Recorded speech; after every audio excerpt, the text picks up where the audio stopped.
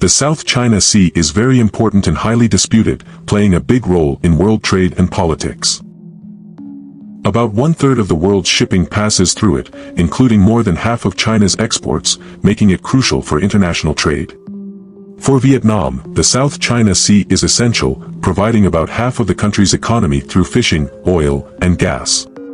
Similarly, the Philippines depends on this sea for its energy needs, using its rich natural resources.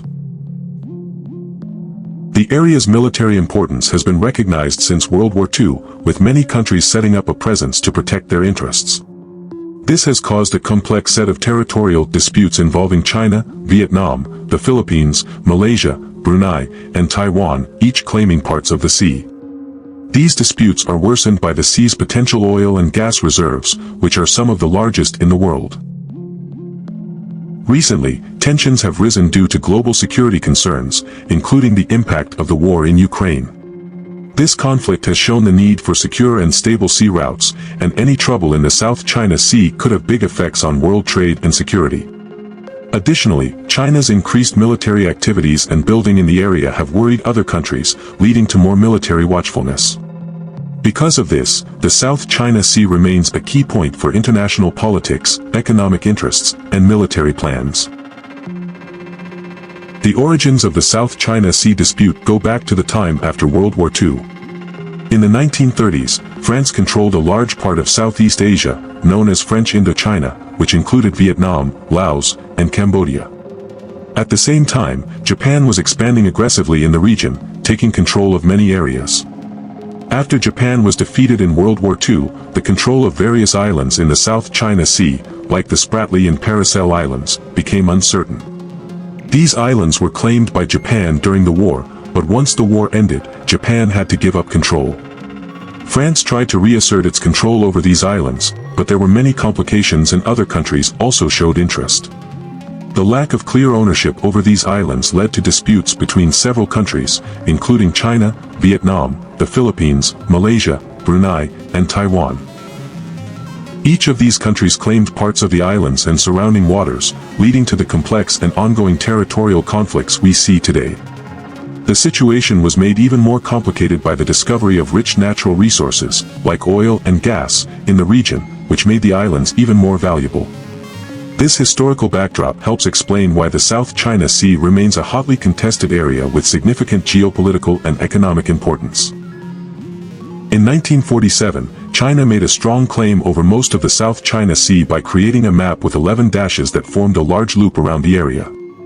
This map, known as the 11-dash line, was later changed to a 9-dash line.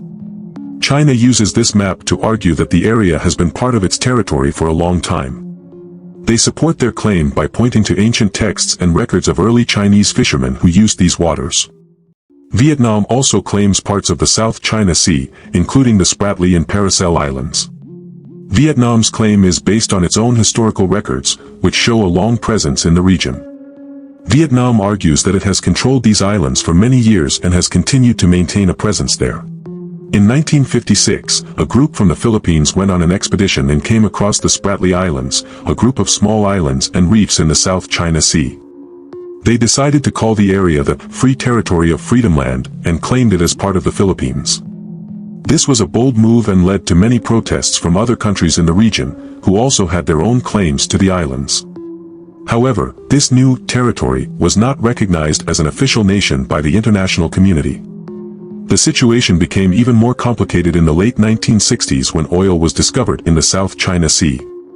The potential for rich oil and gas resources in the area made the islands even more valuable and increased the desire of countries to control them. This discovery heightened tensions, particularly between the Philippines and Vietnam.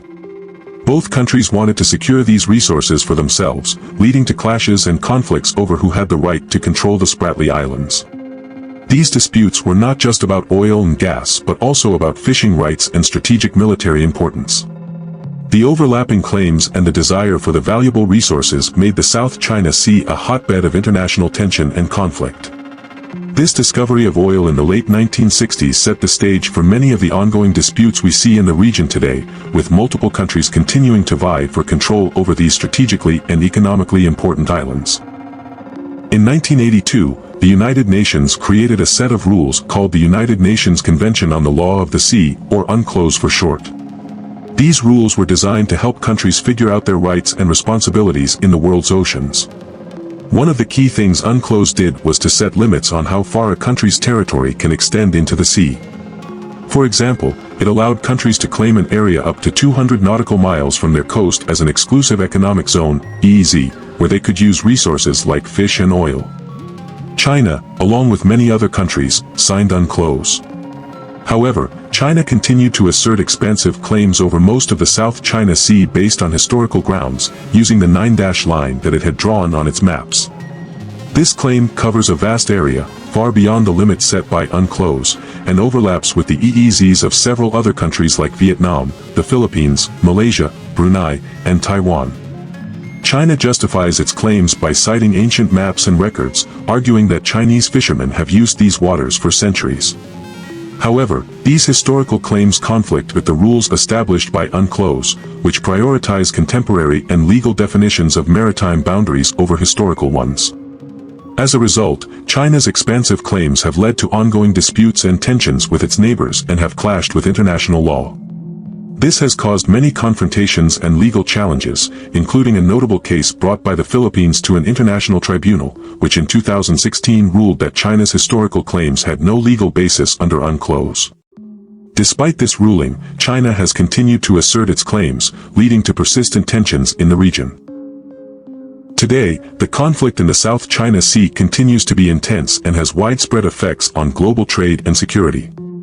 Ongoing disputes over resources and military actions keep tensions high among China, its neighboring countries, and the United States. This situation underscores how crucial the South China Sea is, not just for its strategic importance but also for its economic impact on international trade routes. The region remains a hotspot for geopolitical competition, shaping policies and security strategies among major world powers. The question of ownership over the South China Sea, also known as the West Philippine Sea, is highly complex and contentious. The issue is further complicated by historical, legal, and political factors. The United Nations Convention on the Law of the Sea, UNCLOS, provides a legal framework for maritime claims, but it has not resolved the disputes. Various countries use historical records, geographical proximity, and international law to support their claims, leading to ongoing tensions and disputes. Therefore, there is no definitive answer to who really owns the South China Sea, as it remains a contested area with multiple stakeholders asserting their rights. As we've explored, the South China Sea is more than just a body of water, it's a complex arena where geopolitical tensions intersect with economic interests and security concerns. From historical claims to modern-day military maneuvers and resource exploitation, the stakes are high for countries involved and for global stability. As this dynamic region continues to evolve, navigating its complexities will be crucial for fostering diplomacy, ensuring maritime freedom, and maintaining peace in one of the world's most strategically vital waterways.